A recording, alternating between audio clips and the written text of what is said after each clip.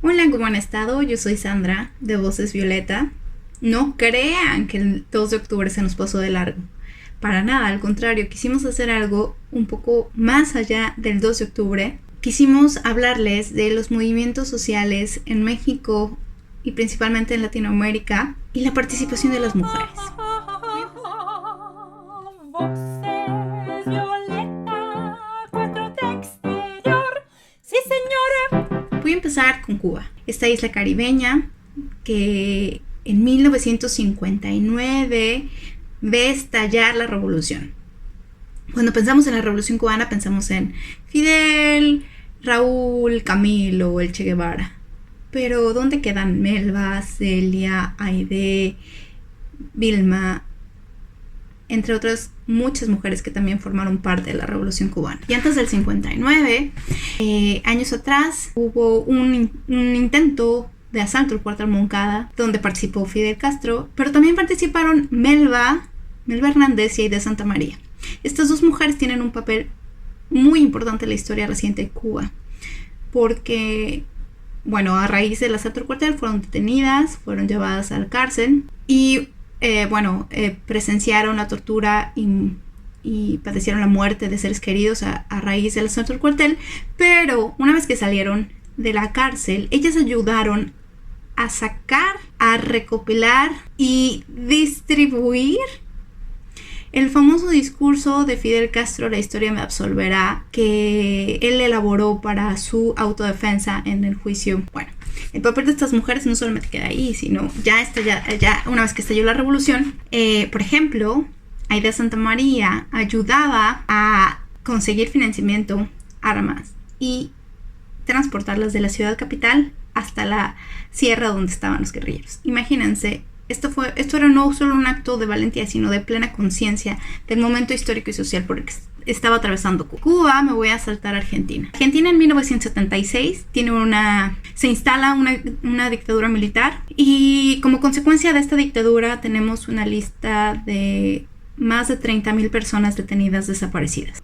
Una de las peculiaridades de esta dictadura fue la apropiación de menores, que quiere decir que mujeres que eran detenidas porque tenían alguna militancia o pertenecían a algún grupo o simplemente porque eran pareja de algún militante que era opositor al gobierno o que el gobierno creía que era opositor, eran detenidas, y si estaban embarazadas esperaban al término del embarazo para que nacieran los bebés y poder instalarlos en familias que pertenecían a grupos que eran completamente contrarios a lo mejor a la ideología o al pensamiento de estas madres y padres. A raíz de eso, las abuelas de estos bebés y las madres de estas personas detenidas desaparecidas empezaron a articularse y organizarse en la Plaza de Mayo, que está frente al Palacio Rosado de Argentina, que es como el Palacio Nacional de México. Empezaron a hacer rondas, donde le exigían al gobierno conocer el paradero de sus personas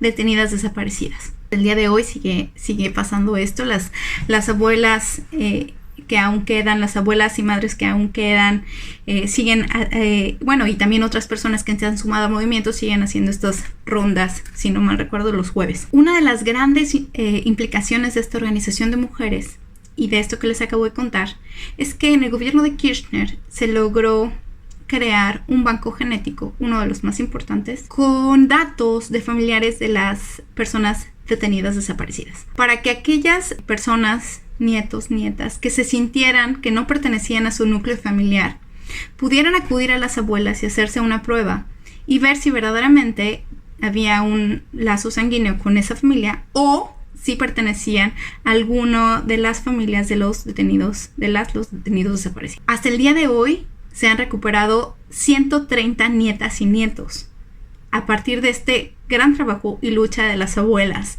que es bien importante conocer y reconocer. Y además es importante decir que en la primera fase de organización de las Madres Plaza de Mayo, una de ellas, entre otras, Azucena Villaflor, fue detenida y está dentro de la lista de desaparecidos. Y de Argentina nos vamos a República Dominicana. En República Dominicana tenemos a las hermanas Mirabal, Minerva, Patria y María Teresa. Estas mujeres enfrentaron directamente al dictador y al régimen de Leónidas Trujillo y organizaron un movimiento que se expandió en toda la región.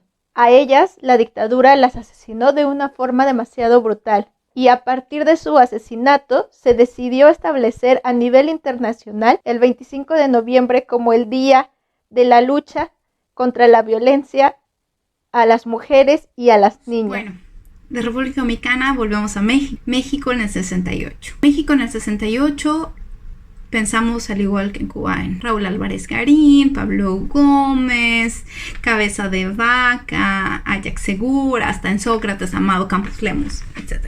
Y una lista más de nombres. Pero ¿dónde quedan la Tita?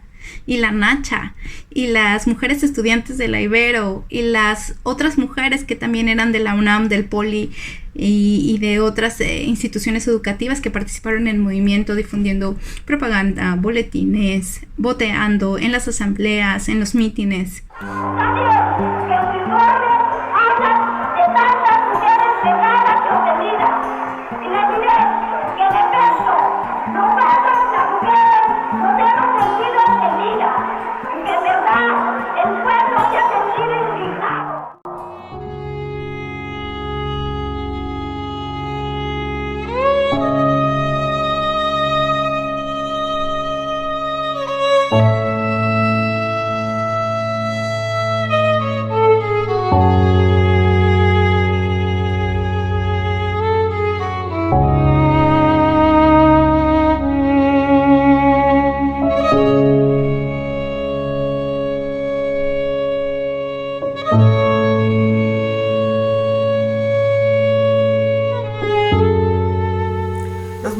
Intensos y peligrosos que se vivían cambiaron las relaciones interpersonales de todo tipo. Mientras las familias se sentían amenazadas por las actividades de sus hijas e hijos, los jóvenes descubrían nuevas dimensiones en las relaciones con los hombres, desde como amantes hasta como camaradas. El despertar sexual de muchas mujeres estuvo ligado a su despertar político y viceversa. La amistad entre hombres y mujeres se volvió una realidad. Podía haber una sola mujer en una brigada y todos eran camaradas. Varias terminaron la relación que tenían con el novio porque no apoyaba el movimiento o porque desaprobaba sus involucramientos. La vida de muchachas se transformó al quedarse de noche en las guardias. Los autores Cohen y Fraser recogen las palabras de Luisa, de la Facultad de Ciencias Políticas, sobre el movimiento. Dice: fue dar un paso hacia la igualdad. Y como dijo Katy, en ese periodo éramos andróginas. Sí, que muchas fueron protofeministas. Por eso no resulta extraño que fueran justamente las feministas quienes salieron por primera vez a manifestarse a la calle después del 2 de octubre, en mayo del 71, el primer grupo de la segunda ola feminista en México, Mujeres en Acción Solidaria, MAS, decidió hacer una protesta por la celebración consumista del Día de la Madre. Pero es bien importante reconocer la participación de las mujeres en los diferentes movimientos sociales de América Latina y de México. Por ejemplo, la Tita y la Nacha estuvieron presas en Santa Marta y fueron importantísimas lideresas del movimiento estudiantil, respetadas y con una gran influencia sobre los otros estudiantes, las y los otros estudiantes que participaban en el movimiento. Del 68 nos brincamos al periodo de la Guerra Sucia. La Liga Comunista 23 de septiembre. Y cuando pienso en la Liga Comunista 23 de septiembre, además del Guaymas, me viene a la mente Alicia de los Ríos Merino, una mujer conocida como Susana, de Chihuahua, que estando en la Ciudad de México, en la colonia Narvarte, fue detenida y hasta la fecha sigue estando desaparecida. Alicia es una de las mujeres que está en la lista de las y los desaparecidos de la guerra sucia en nuestro país y que no podemos olvidar y que tenemos que mencionar. Y todo esto se los comparto para que pensemos y reflexionemos sobre la trascendencia de las mujeres y la importancia de la participación política de las mujeres en los movimientos sociales de México y de otros países del mundo. Y cómo serían estos países sin la lucha y sin las demandas de las mujeres en determinados momentos históricos y que influyen hasta el presente en nuestras naciones y en nuestras formas en que se ha construido la democracia o las democracias. Y bueno, con esto, yo digo, 2 de octubre no se olvida.